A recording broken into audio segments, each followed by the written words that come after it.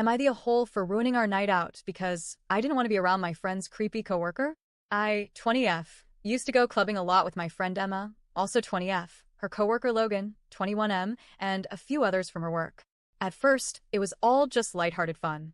Logan seemed nice, maybe a little overly friendly, but I didn't think much of it.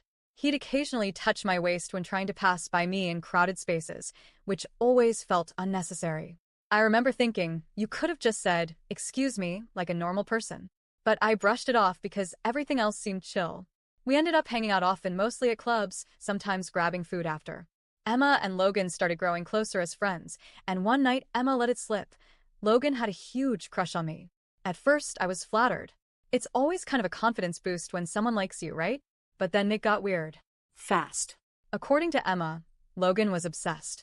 He constantly talked about me, told her I was different from other girls, that I was his dream girl and the perfect woman. He would send Emma long, emotional texts about how much he adored me, even though we'd barely had any real conversations outside of small talk and group hangouts. It went from flattering to really unsettling fast. He told Emma he was trying to win me over and was apparently showing my photos to his friends, co-workers, even his boss, like I was some prize he was pursuing. It made me feel exposed, like I was being watched without knowing it, like I was starring in a romance I never signed up for. What made it worse? He was completely normal around me, friendly, casual. So if I ever wanted to say, "Hey, this is getting weird," it would seem like I was the one overreacting. But behind the scenes, he was inventing stories, telling people I tried to hold his hand, or that I wasn't flirting with guys at the club because I secretly liked him. Spoiler, I wasn't flirting because I just wanted to dance and vibe, not because I had feelings for Logan. And I never gave him any signals that I was interested.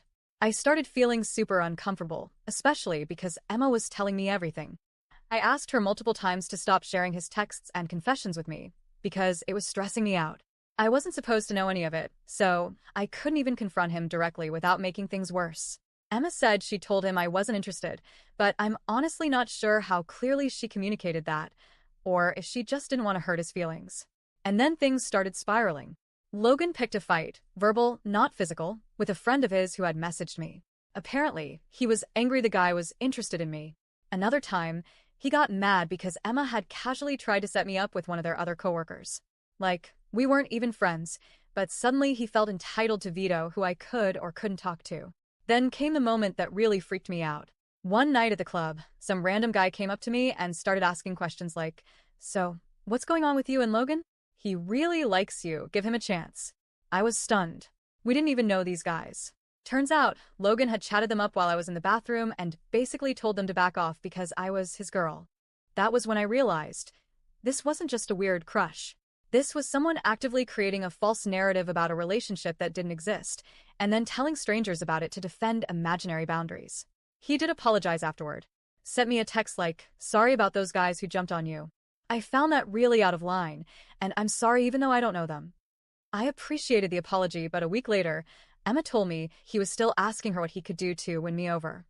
Eventually, Emma must have told him I was never going to be into him, because he flipped, picked a fight with her, got super moody, and disappeared from our clubbing crew for a while.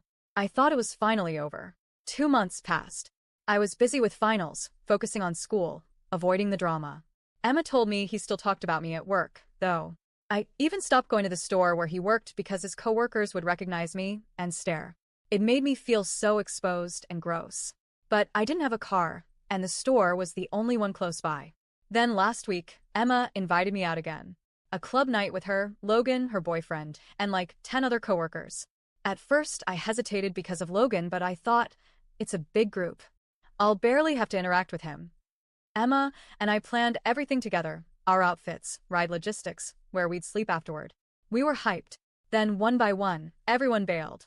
By the day before, it was just going to be Emma, her boyfriend, me, and Logan. For people. Same cab. Same house. I got an awful feeling in my gut.